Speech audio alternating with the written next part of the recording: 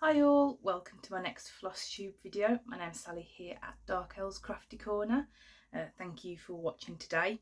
Got quite a few different projects to show you today. Been working, well, 3 different projects, but we have got a new start, so I'm really excited to show you that. So yeah, let's get into it. So first thing I want to get into was the total stitches for October. I'm going to do a kind of monthly wrap up for October, just because it's obviously the start of November. I think October was my best stitchy month to date. I managed 14,368 stitches. I'm usually averaging around 8 to 10,000, so I'm really happy with that number. There's one week where I think I did 4,000 stitches in 1 week, and I just don't know where I pulled that from. So yeah, I was really happy with those results. So I'll get into showing you the first one, so just bear with me. So we'll start off with my most returning project, which is obviously the Heaven and Earth stitch along for this year, Innocent Dreams. I've managed to complete the full 6 pages needed to be able to get the rest of the charts for that were included in the stitch along. Really don't think I'll be able to get it finished by the end of the year now, but I'm not too disappointed. So here's the progress.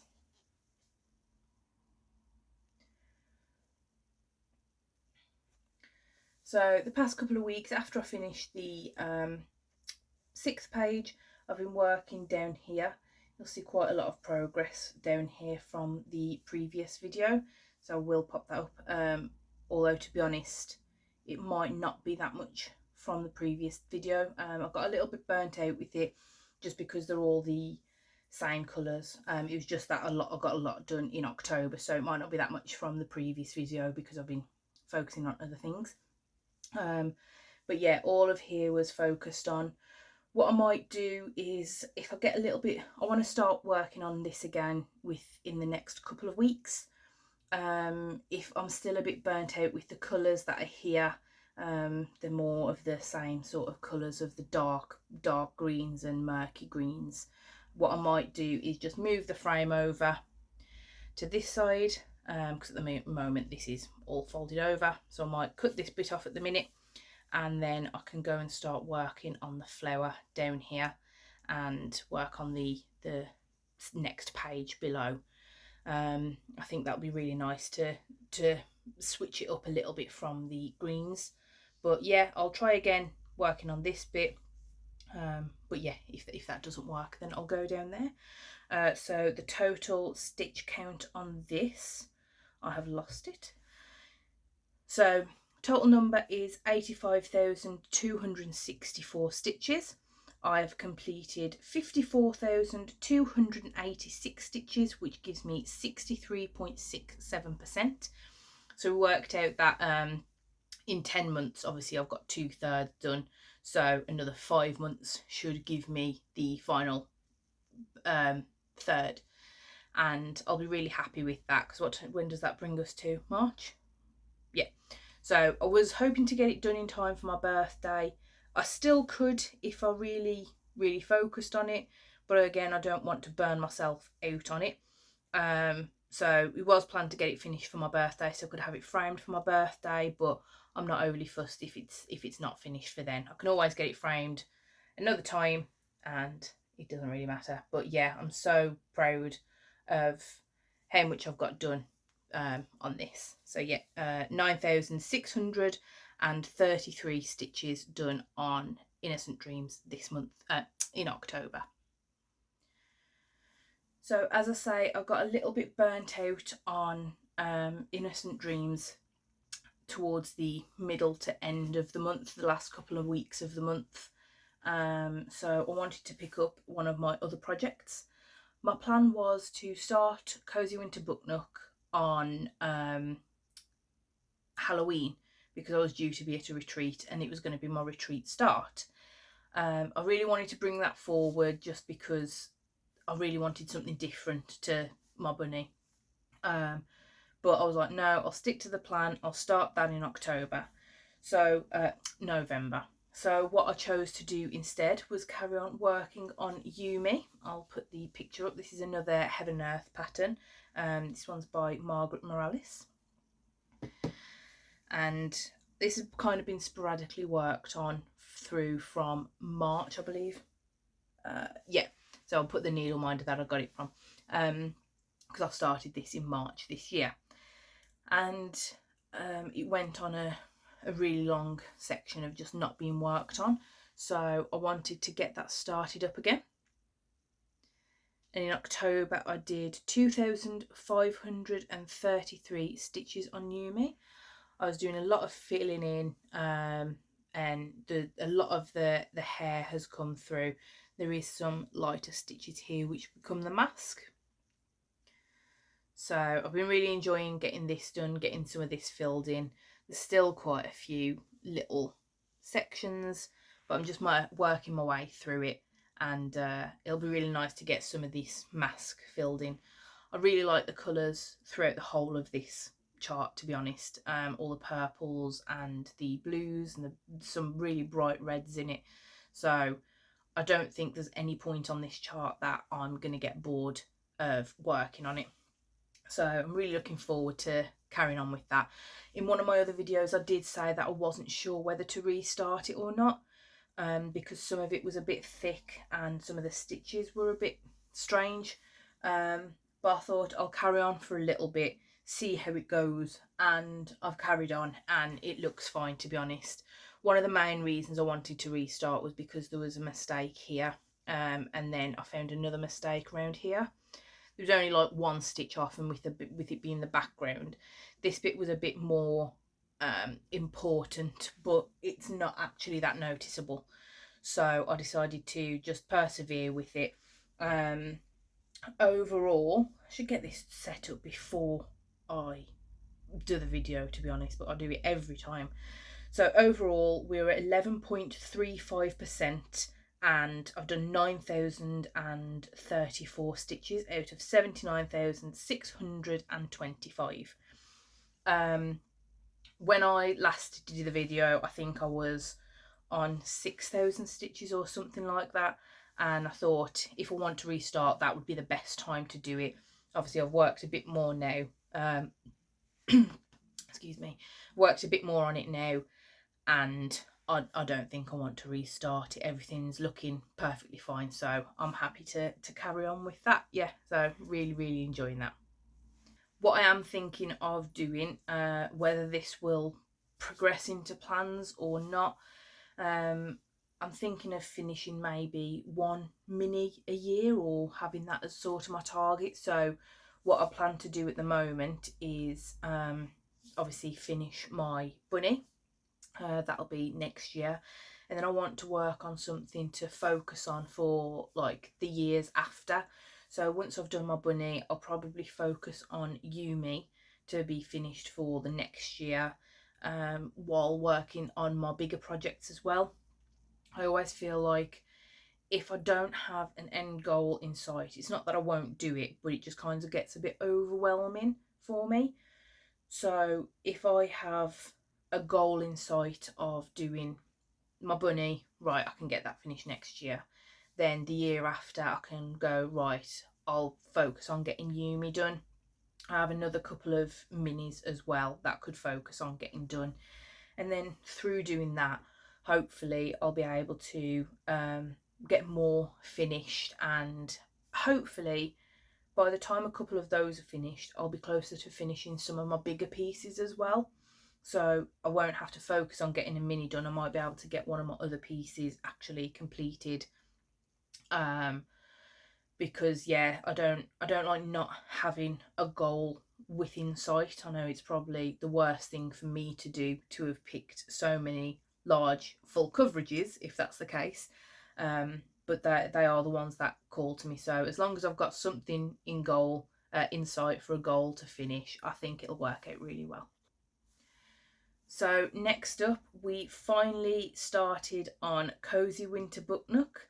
I've been planning to start this for quite a while. My friend Hannah has really wanted me to start this for quite a while. But as I say, I wanted it to get most of the progress done on the bunny. before I started in. I really wanted to start this project, but I thought, no, I'll get the 6 pages done. Once I've got my 6 pages done, that's when I can start this project. It is by Pain Free Crafts and the art is by Rose Khan. Now, this is an absolute monster of a project. I'll show you my progress so far. Everything's going to fall off my desk. No, everything's good. So, as I say, I only started this on the 31st of October. So currently we have 3,212 stitches. So I'm really happy with the progress for that. That brings us to 0.63%. The total stitch count for this is 512,000 stitches. This is by far the biggest project I have. There is another one by Rose Khan. I think it's called Botanical Library or something, which I really want as well. But if it's the same size, I kind of feel like it's a sister project to it. So this one's quite nice and cozy, obviously, and wintry, and then the other one's quite spring and summery and fresh. So I'd really like to start that one next year, but if they're the same size, it's going to take so long for me to actually get them done. Bring it in a bit closer so you can actually see the detail. So it is quite confetti heavy.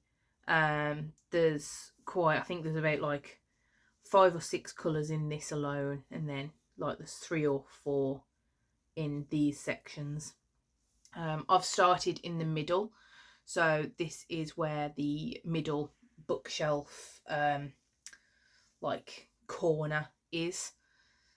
So there's not much detail in there at the moment, but obviously these are coming out to be some of the shelves. And then down here is where the cat and the pillow start.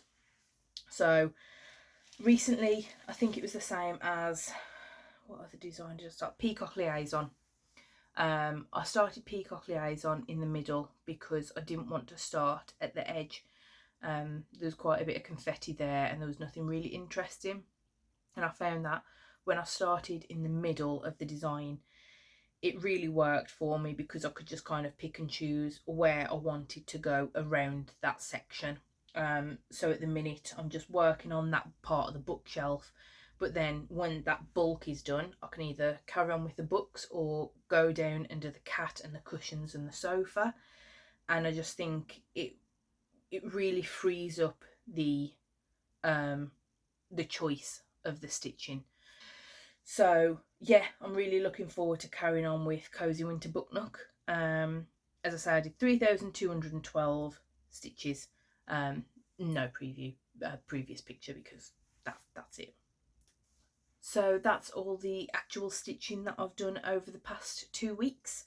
I'm really happy with the progress that I have made, and well, that's not been the past 2 weeks that I've done all those stitching. That's been the total for October. But you'll be able to see some of the progress from the previous 2 weeks of what it was. But yeah, I'm really happy with everything that I've gotten done in October and over the past couple of weeks. Whip Go. I was really enjoying doing Whip Go at the start of the year, and I'd done it slightly different to, I know, a lot of other people, because mostly people put the specific project name. But when I started, when I first started this year, I didn't have very many projects to be able to put in the square, so it was a bit boring to put them in because it'd be rotating like 3 or 4 projects, and I just didn't think that was very fun. So mine have been like stitch away from home, stitch on black fabric, stitch something with an animal on it, those kinds of things. And I have had a look for November. One of them was 2,000 stitches on Yumi and then something else. But I think I'm going to scrap Whip Go for the rest of this year. I don't think I'm at a stage at the minute where I'm struggling to get stitches into my projects and struggling to see progress. I think I've got a manageable amount of projects at the minute. So I don't want to be tied down to which projects I pick. I know it's not exactly like limiting. I could just put like so many stitches on one project that it says, and then do whatever I want elsewhere. But I feel for me at the minute, my goals and my mindset has changed with my stitching. So I actually think I'm just not going to carry on with Whip Go for the rest of the year. I just want to be able to pick up a project that I want to stitch on and work on it for however long I want to, and then I can pick up another project for however long I want to and do it that way. So sort of my mentality's changed a little bit with how I stitch. It might change next year. I might want to do Whip Go again next year and do the amount, put the projects on, because how many starts I've had this year means that there probably is enough now to be able to fill out a board better.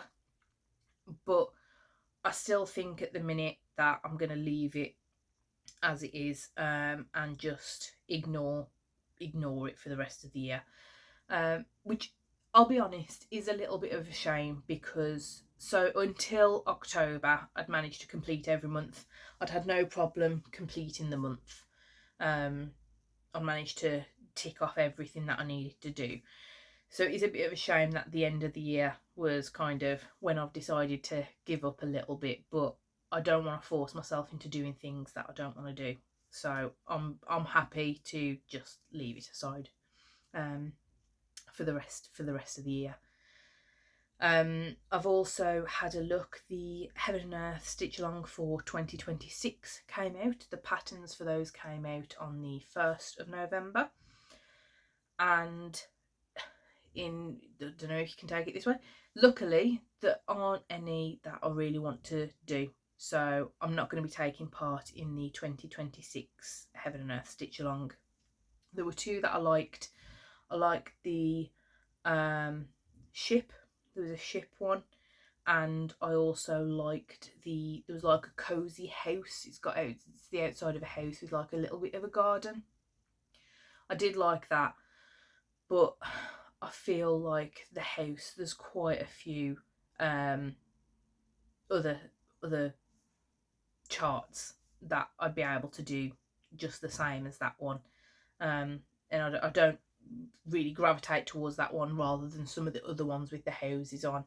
So I'm not too fussed that I'd be missing out on those. So yeah, I won't be taking part in that one, which is quite a good thing, to be honest, because I don't want to be restricted to having to get those 6 pages done to get the other charts if I liked any of the others.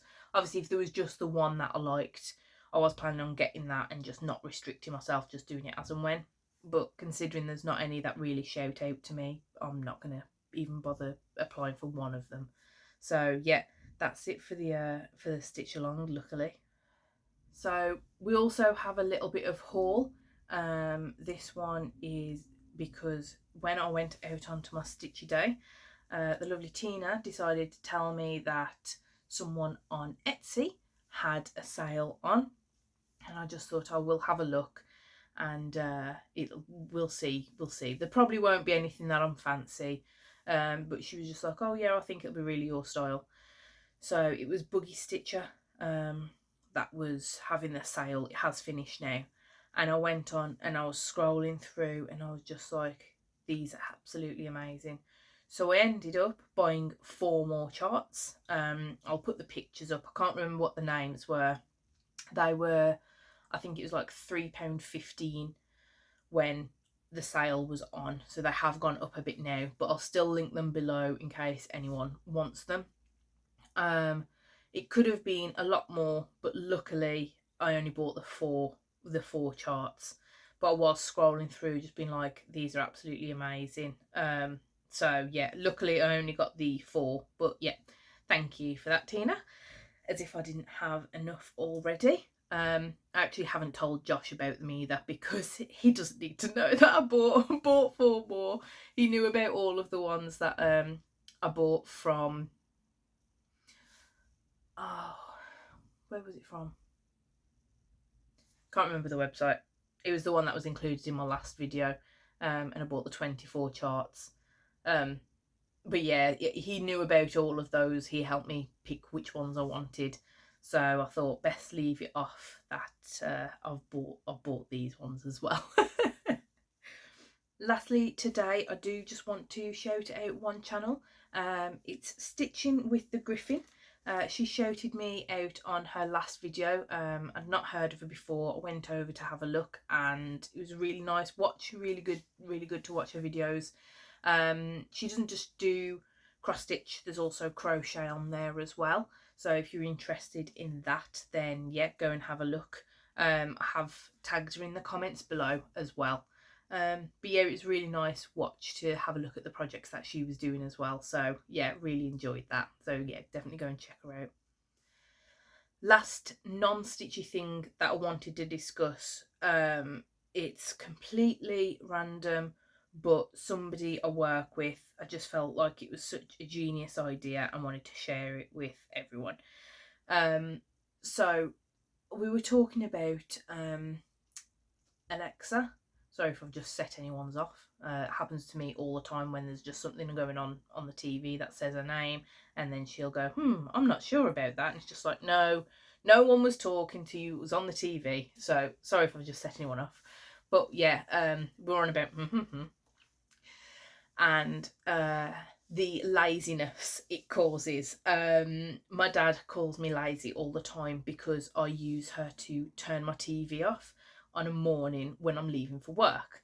So I'll be sat in front of the TV, table's in front of me, the remote is in front of me, and I'll be like, turn the TV off. And my dad was just like, that is just the laziest thing in the world. But it was just like, for me, he's like, but I'm already getting up to get the stuff ready to go, so I can just do it last minute and then I'm out the door. Don't need to faff around with picking it up, turning it off, putting it back down.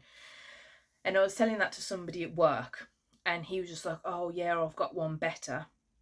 I've got one of these smart plugs, and on a morning I will switch it on, and by the time I've got downstairs my kettle has boiled. And I was just saying to him, I just went, that's not lazy. I went, that is just the most efficient genius in the world. So I ended up getting one of these smart plugs from Amazon, and what you can do is you don't have to turn it on and off at the wall. You just do it through the app. It was only for £14 for two of them because it wasn't an official Amazon one or anything. It was a separate brand, but it still connects to your smart speaker. There we go. We don't set her off that way. Yeah, you can connect it to the smart speaker. So what you do is you plug it in, turn it off through your phone, put your kettle on the night, and then in the morning you can wake up, either use your speaker or use the app on the phone to turn it on, and then by the time you've got everything ready and gone downstairs, your kettle's already boiled and ready to pour. I know you can get smart kettles anyway, but they're like ridiculously expensive, whereas you can buy a £20 kettle from Asda or something, which is what we've got, and £14 for the plug, which can be used for anything else as well. And I absolutely love it. I don't know if the novelty will wear off at some point, but at this point it was just, when he told me, I was just like, that's just genius. So we've got that set up now and I just love using it. I know it's completely random and nothing to do with stitching, but with how impressive it was, I just wanted to share it with anyone else in case they wanted to do it as well, because yeah, I absolutely love it. Love a cup of tea on the morning, so it worked out really well. So that's everything I've got to share all together with you today. I really hope you've enjoyed the video. I'm really impressed with the progress I've made over the past month. I don't think it's going to be the same this month, although I have got a stitchy retreat coming up in a couple of weeks for the weekend, so I'm really looking forward to that. But yeah, if you've got any comments or questions or anything, please leave them below and I will get back to them. Other than that, yeah, happy stitching. Bye.